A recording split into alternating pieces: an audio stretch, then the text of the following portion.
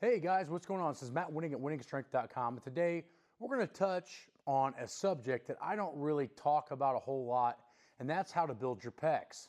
And the reason I don't talk about building pecs very often is because I already think that it's an overtrained muscle in most people's training regimen. Now, if you're on the Patreon channel, you'll notice that we'll have pec exercises every once in a great while, but not very often. There's a big reason for that, but you're gonna have to stay tuned to the end of the video to check it out. But before we do that, go to winningstrength.com, check out the manuals, and please like and subscribe, and tell me some of the exercises that you like to do to build your chest.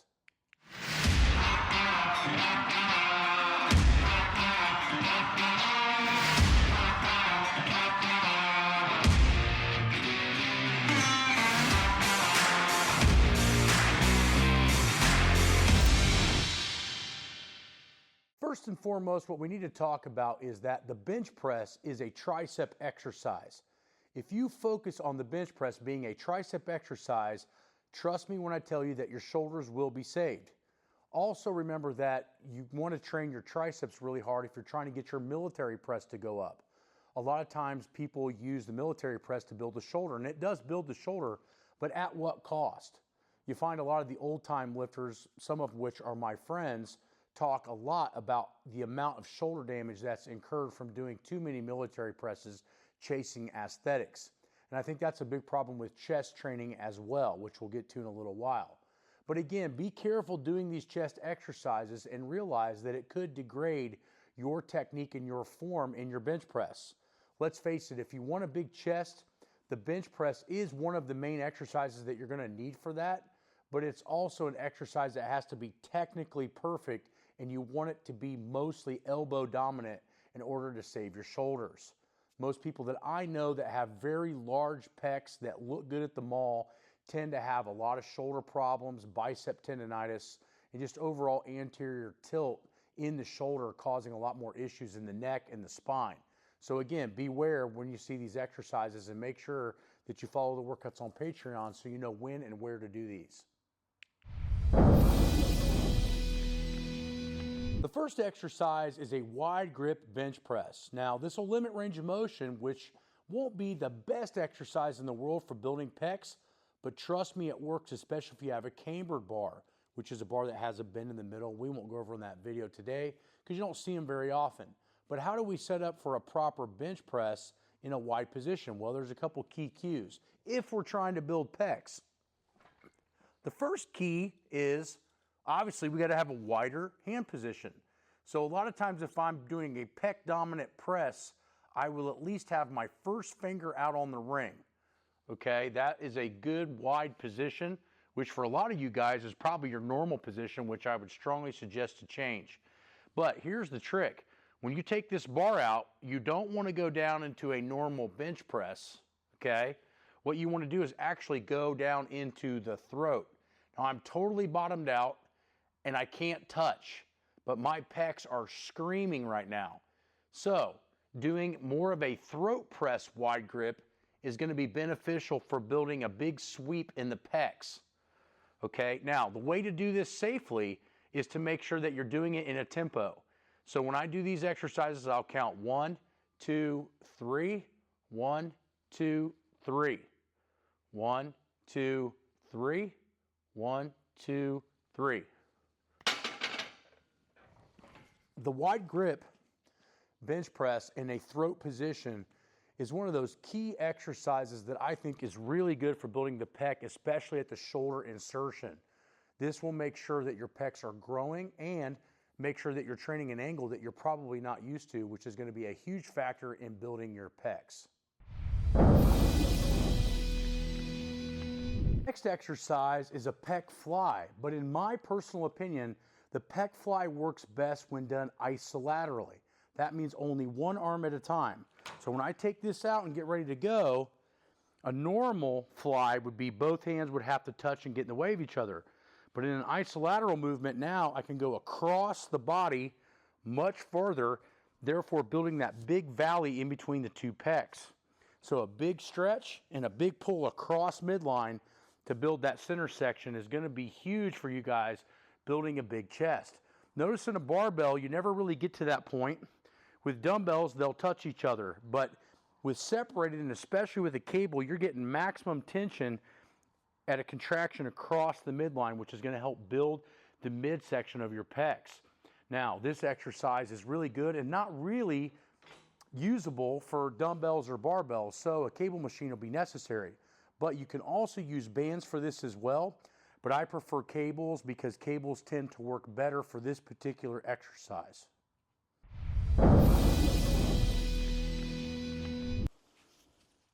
Another exercise that you may not have seen before is the TRX handle flies. Now these are really good because they create oscillation. And oscillation is the ability for the resistance to be like this, right? So when I'm doing my flies with the TRX, I have to control this way. This is much different than a barbell or dumbbells.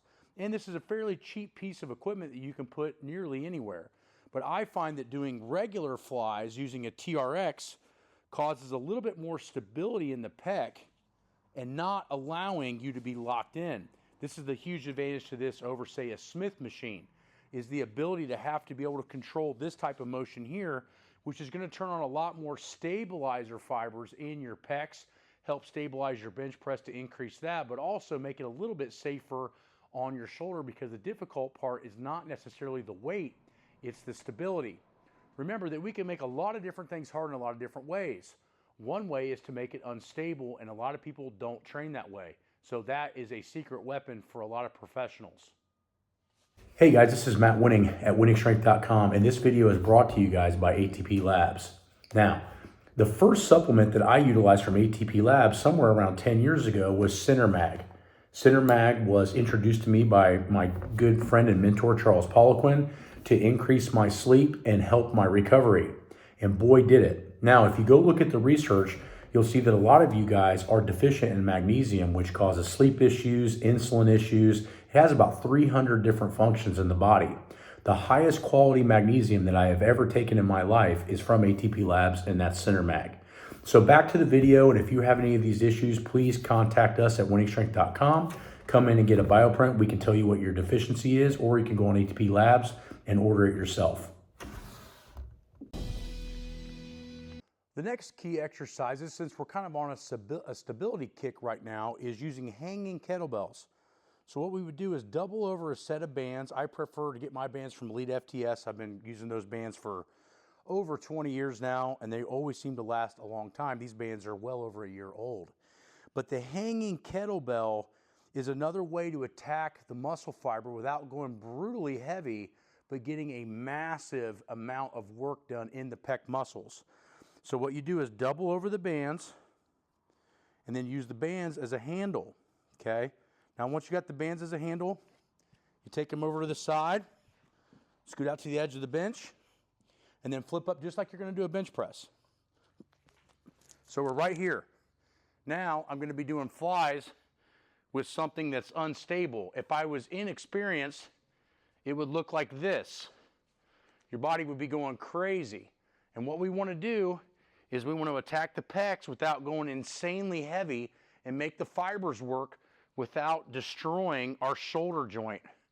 Remember that our back muscles are probably, for most people, weaker than our pec muscles, and this is going to increase that problem. So what we want to do is we want to make this highly stable. So when you're getting really good at this, this is what it'll look like. It'll almost look like it's free weights alone. This is what you want to see before you start going really heavy, okay? Remember that your back muscles need to be strong enough to train your pecs, and that's where everybody screws up. Because what do we see in the mirror? We see pec muscles. But the problem is that pec muscles usually cause anterior shoulder rotation this way, which starts leading to our necks and our backs wanting to do this, especially under heavy loading, spinal flexion. It starts enhancing this problem. And what we want to do is be like this, and we want to be able to stay like this in deadlifting, squatting, everything. There is a couple of key points that transfer over to every exercise. One of them is keeping your sternum high, keeping a strong thoracic spine. And I find that people that train a lot of pec work tend to have issues with that under classical lifts like the squat and the deadlift. So again, make sure that you put your pecs work in when you feel like you may need it, but on reality, if you're bench pressing, you're doing a lot of winning warm-ups with dumbbells, let your pecs grow independently. Do not let them get specific training very often.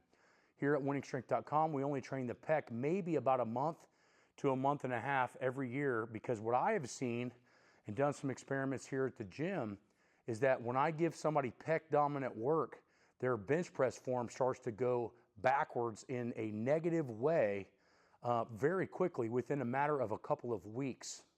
And this really is what's hampering a lot of different people's bench press, is the fact that they're using the wrong muscles, because we're all taught in grade school and middle school and high school that the bench press is a pec exercise. But if done correctly, it should be an arm exercise. Doing these different movements that I've just shown you will accelerate the problem if not done sporadically, meaning not all the time. So if you're training a lot of pec work, be very careful to make sure that you get away from doing that and you start training more for joint stability, coordination, and posture, and then let the pecs grow in of themselves. So this is Matt Wenning at winningstrength.com. I hope these videos have helped you and maybe taught you a little smarter way on how to develop pecs, and hopefully the pec training becomes a little bit more controlled and you're not using as much pec specific work. Talk to you guys later.